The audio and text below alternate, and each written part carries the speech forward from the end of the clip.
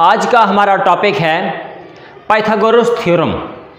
अब ये Pythagoras theorem होता क्या है, इस्तेमाल कहाँ होता है, इसको हम देख लेते हैं। हमने इससे पहले पढ़ा था कि ट्राइंगल की मुख्तलिफ अक़साम होती हैं, मुख्तलिफ टाइप्स होती हैं। कोई राइट एंगल ट्राइंगल होती है, कोई एक्यूट एंगल ट्राइंगल होती है, कोई ऑब्ट्यूज एंगल ट्राइंगल होती है, कोई इक्विलैटरल ट्राइंगल है, कुछ आइसोसेलेस ट्राइंगल है और कुछ स्केलिन ट्राइंगल्स होती हैं।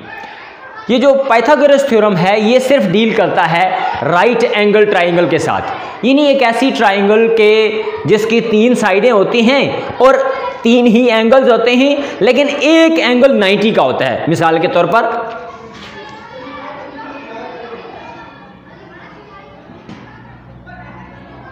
हमारे पास ये एक ट्राइंगल है, हम इसको कह देते हैं ए, बी और सी।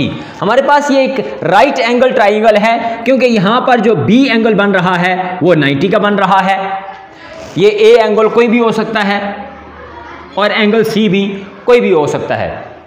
राइट एंगल ट्राइंगल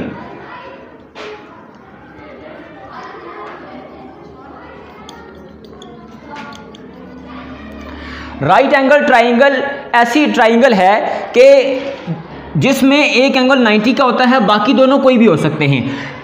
याद रहे कि राइट एंगल ट्राइंगल में जो साइडें हैं इनका भी एक खास नाम होता है। मिसाल के तौर पर ए बी, इस ट्राइंगल में हम इसको कहते हैं बेस। बी सी, इसको हम कहते हैं परपेंडिकुलर। और जो ये तिरछी वाली लाइन है ए सी जो 90 के सामने बन रही है, इसको हम कहते हैं हाइपोटेन्यूज। अब पाइथागोरस थ्योरम की तरफ आते हैं। पाइथागोरस थ्योरम ये कहता है कि स्क्वायर ऑफ दिस यानी square of hypotenuse is equal to the sum of square of other 2 sides. यानी पाइथागोरस थ्योरम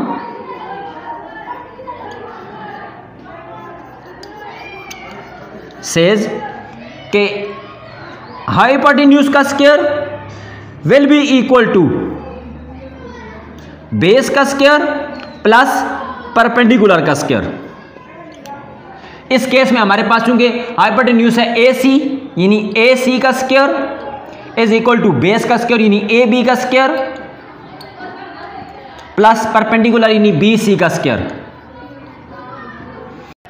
अब हमें यह कैसे पता चलेगा कि ये वाली बेस है, ये परपेंडिकुलर है और ये हाइपोटेन्यूज है? इसको समझते हैं। ये राइट एंगल ट्राइंगल ऐसे भी हो सकती थी कि 90 का एंगल यहां बन रहा है। तो अब हाइपोटेन्यूज, परपेंडिकुलर और बेस को समझने के लिए यह समझना जरूरी है कि वो वाली लाइन कि जो 90 डिग्रीज के सामने होगी वो हमेशा हाइपोटेन्यूज होगी। यानी ये 90 डिग्री है तो इसके सामने वाली लाइन हमेशा हाइपोटेन्यूज होगी।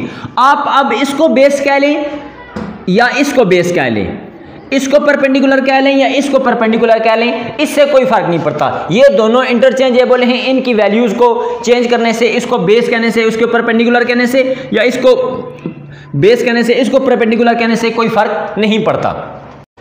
फर्ज करेंगे हमारे पास ये एक ट्राइंगल थी, इसमें ये वाली जो हमारे पास लेंथ है वो 2 सेंटीमीटर है, ये 4 सेंटीमीटर है और हमने ये वाली मालूम करनी है।